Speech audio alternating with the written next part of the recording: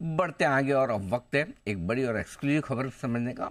अनुवेश हमारे संवाददाता नई दिल्ली से हमारे साथ कार्यक्रम में हो रहे हैं शामिल। आइए जानते हैं उनसे क्या है बड़ी खबर उनके पास। अनुवेश बताएं।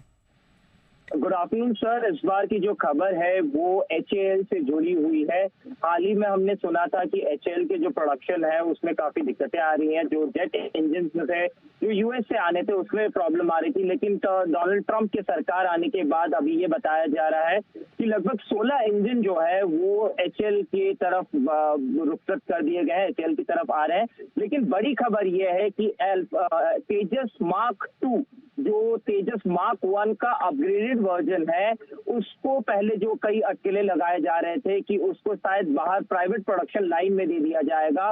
इसको जो मंत्रालय है, रक्षा मंत्रालय है, इसको एक तरीके से नकार दिया है। ये सिर्फ एचएएल ही बनाएगा, यानी कि तेजस मार्क 2 जो एयरक्राफ्ट है, जेट फाइटर एयरक्राफ्ट है, उसको सिर्फ एचएएल ही बनाएगा, ये रक्षा मंत्रालय का कहना है। इसके पीछे कारण दिया गया है क्योंकि ये फिफ्थ जनरेशन फाइटर प्लेन है। इसके बाद इसकी जो सिक्योरिटी कंसर्न्स है वो भी काफी हाई प्रोफाइल में है, और इसी के साथ साथ इसमें जो पैसा लगाया जा रहा है वो ऑलरेडी एचएएल ने इसमें काफी मेहनत कर चुके हैं, काफी चीजें इस पर डेवलप कर चुके हैं। तो इसीलिए रक्षा मंत्रालय ने ये निर्णय लिया है कि आगे चलते हुए इसको सिर्फ एचएएल ही बनाएगा।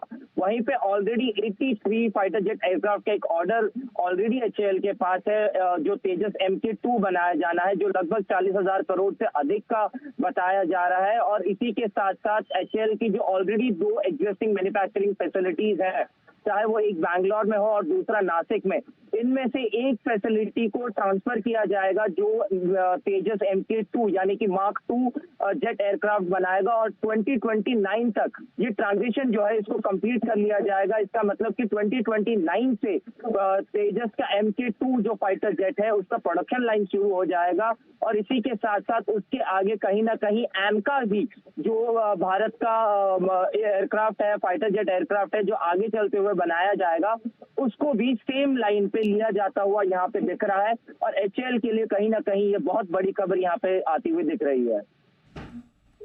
एचएएल के लिए बड़ी खबर आती हुई दिख रही है। आई थिंक वेडनेसडे को शायद इसके नंबर्स भी आने वाले हैं, तो उस पर भी रहेगी नजर। एचएएल एक बार राय ले लेते हैं चार्ट पर। सचित जी जरा एचएएल राय दें, 1% ऊपर है वैसे इस समय। दीपांशु, आई थिंक फ्राइडे के सेशन में भी हमने इसे कवर किया था ऑन द पॉजिटिव साइड। जिस तरीके से ओवरऑल स्ट्रक्चर है, मुझे लग रहा है जल्दी ये स्टॉक 4500 के भी पार हो जाना चाहिए।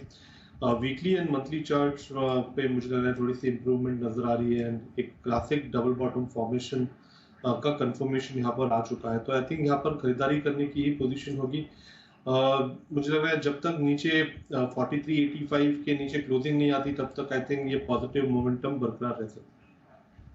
ओके, तो ये है आपके लिए एचएएल। आइए सुमित